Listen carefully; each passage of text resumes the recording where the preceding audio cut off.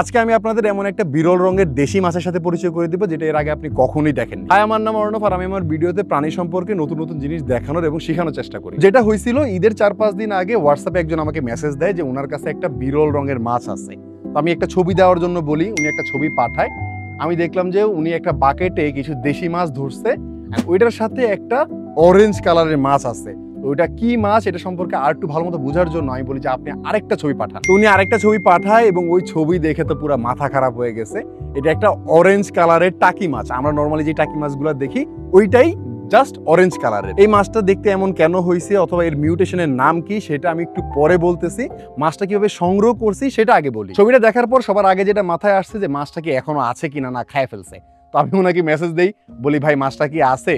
উনি বলে যে হ্যাঁ মাছটা আছে। উনি একটা বোতলের ভিতরে মাছটাকে রেখে একটা ভিডিও পাঠায়, যেটা দেখে আমার জান ফিরে আসছে। আমি বলি যে এই মাছটা আমার লাগবে। ওনার সাথে আমি কথা বলি এবং আমরা বলি যে এই মাছটা আমরা আনবো। বাট উনি থাকে হইলো বরিশাল উজিরপুর, যেটা আমার লোকেশন থেকে 120-130 কিলোমিটার দূরে। তার ভিতরে চলতেছে ঈদের টাইম, মানে সবাই গরু নিয়ে ব্যস্ত, বাসায় যাওয়া নিয়ে ব্যস্ত। এর ভিতরে কারে পাই, ওইখানে কারে পাঠাই, মাছটা কিভাবে সংগ্রহ করি। তো আমি অনেক চেষ্টা করার পরে যখন ফেল হয়েছি তখন বললাম যে ভাই কোনো মতে ঈদ পর্যন্ত রাখেন, ঈদটা যখন শেষ হবে তখন আমি মাছটা নিয়ে আসবো। এর মাঝে মাঝে আমি অনেকবার ওনাকে নক দিয়েছি যে মাছটা ঠিক আছে কিনা, মাছটাকে কিভাবে রাখতে হবে, কিভাবে খাবার দিতে হবে, ছোট ছোট জিনিস ওনাকে বলতেছিলাম, যেহেতু উনি এর আগে কখনো মাছ রাখে নাই। ওনাকে এই সকল ইনফরমেশন দিয়ে হেল্প করতেছিলাম যাতে মাছটা ঠিক মতো বেঁচে থাকে, কারণ এই মাছ ভাই হাতছাড়া করা যাবে না, এই মাছ লাগবেই লাগবে। তো ঈদ পর্যন্ত অনেক মানুষকে রিচ আউট করছি, কোনোভাবেই আমরা সাকসেসফুল হই নাই মাছটাকে আমাদের পর্যন্ত আনার। পরে ঈদের পরের দিন নাজমুল বলতেছে ধুর আমি নিজে যেয়ে নিয়ে আসি। ও সকাল 7টার সময় রওনা দিছে সাভার থেকে উজিরপুরের উদ্দেশ্যে। এটা অলমোস্ট বললাম তো 120 কিলোমিটারের মতো। ওর পৌঁছাইতে 2টা-2:30টার মতো বেজে গেছে, মানে রাস্তার ভিতরে জ্যামও ছিল। ও গিয়ে ফোন দিচ্ছে, ওই ভাই আসছে হুন্ডাই করে, একটা বোতলে করে মাছটাকে নিয়ে আসছে।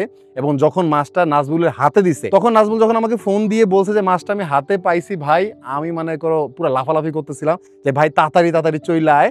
তো ওইখান থেকে রওনা দিচ্ছে। চিন্তা করেন আমরা কি লেভেলের পাগল।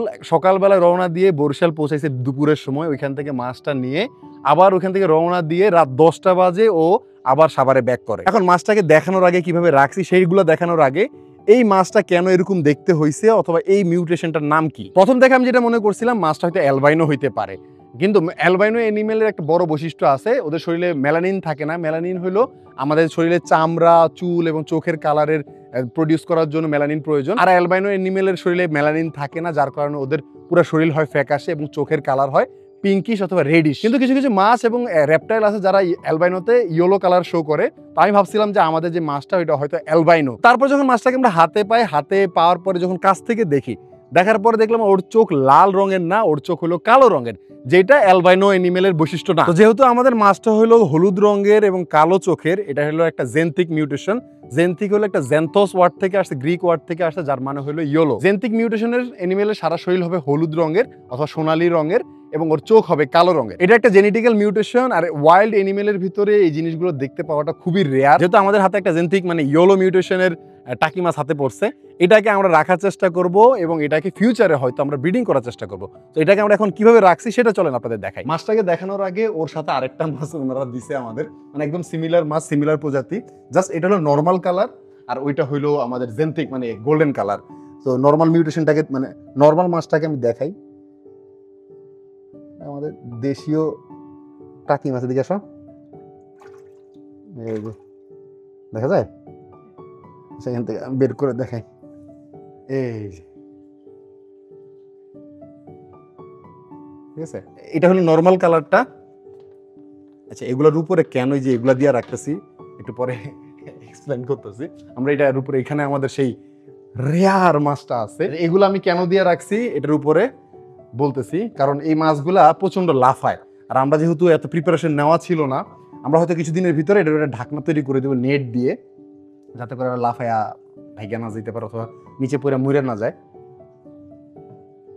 আমরা এই ঢাকনা সরাই, আপাতত এখানে রাখি। আর ওই ও আপাতত এই যে ওরা আমরা অল্প একটু পানি দিয়ে রাখছি। অ্যান্ড এই মাছের মানে চান্না প্রজাতি অথবা টাকি মাছ প্রজাতি যে মাছগুলো আছে, এর আগেও আমাদের পালার এক্সপিরিয়েন্স আছে। ওরা স্থির পানিতে থাকতে পছন্দ করে। পানির মুভমেন্ট অথবা ফিল্টার যখন আমরা যদি লাগাই পানির কিন্তু মুভমেন্ট হবে, তো ওরা এটা পছন্দ করে না। ওরা ওই ডিস্টার্ব ফিল করে, যখন ডিস্টার্ব ফিল করবে ওদের শরীরে কালার তখন ফ্যাকাশে হয়ে যায়।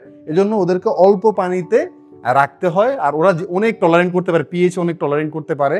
জাস্ট কিছুদিন পর পর ম্যানুয়ালি পানি যে আপনার পরিষ্কার করে দিলেই হয়। আমরা এই যে হাইডিং প্লেস, ওরা হাইডিং প্লেস খুব পছন্দ করে। যখন আস্তে আস্তে কমফোর্টেবল হয়ে যাবে অ্যাকুরিয়ামের এনভায়রনমেন্টের সাথে, তখন দেখবেন ওরা বের হয়ে আসতেছে, খাবার খাইতেছে। যারা আমার পুরনো ভিডিও দেখছে তারা হয়তো জানে আমাদের এই অ্যাকুরিয়ামটা পরিষ্কার টরিষ্কার করে মাছটাকে ওইখানে রাখছি। অ্যান্ড ছেড়ে যখন সামনাসামনি ফর দ্য ফার্স্ট টাইম দেখতেছিলাম, ভাই বিশ্বাসই হইতেছিল না যে এত সুন্দর কালার শো করতেছে, এত সুন্দর। আর আমি ভাবছিলাম সাইজ ছোট, সাইজ কিন্তু মোটামুটি পুরো অ্যাডাল্ট সাইজে। তারপরেই ও একটা জিনিস করছে যেটার জন্য আমি আসলে অ্যাকুরিয়ামের উপরে এই ইট পাথর দিয়ে রাখছি। ও লাফালাফি শুরু করে দিছে, অনেক জোরে জোরে লাফ দেওয়া শুরু করে দিছে। তো মানে যদি আমি এটার উপরে ওইটা না দিতাম, এতক্ষণে এসে দেখতাম যে মরে আছে। আমরা এটা উপরে ঢাকনা দিয়ে রাখছি, আমরা একটা কাস্টম ঢাকনা অথবা প্রপার সেট আপ হয়তো আমরা কিছুদিন ভিতরে তৈরি করব। আমরা ওকে বের করে দেখাই, ওয়েট, আগে একটু হাতে নিয়ে দেখাই। হ্যাঁ, মাশাআল্লাহ মাশাআল্লাহ।